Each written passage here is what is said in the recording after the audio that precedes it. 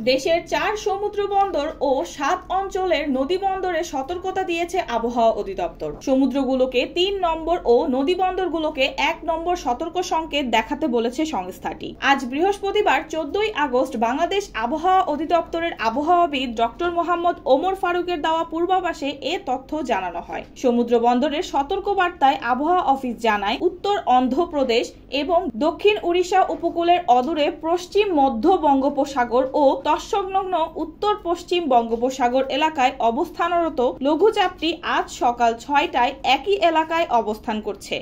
এর প্রভাবে উত্তর বঙ্গোপসাগরে বায়ুচাপের তারতম্যের আধিক্য বিরাজ করছে। উত্তর বঙ্গোপসাগর, বাংলাদেশের উপকূলীয় এলাকা ও সমুদ্র বন্দর সমূহের উপর দিয়ে দমকা বা ঝড়ো হাওয়া বয়ে যেতে পারে। সংস্থাটি জানায়, চট্টগ্রাম, কক্সবাজার, মোংলা ও পায়রা সমুদ্র বন্দর সমূহকে 3 নম্বর স্থানীয় সতর্ক সংকেত দেখিয়ে যেতে বলা হয়েছে। এছাড়া উত্তর বঙ্গোপসাগর ও গভীর সাগরে অবস্থানরত মাছ ধরা নৌকা ও ট্রলার সমূহকে পরবর্তী নির্দেশ না দেওয়া পর্যন্ত উপকূলের কাছাকাছি থেকে সাবধানে চলাচল করতে বলা হয়েছে।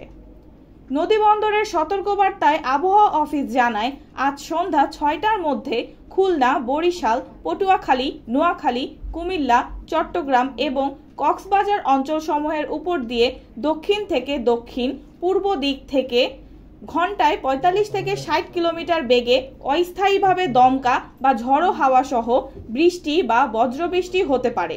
এসব এলাকার নদী বন্দরগুলোকে 1 নম্বর সতর্ক সংকেত দেখাতে বলা হয়েছে।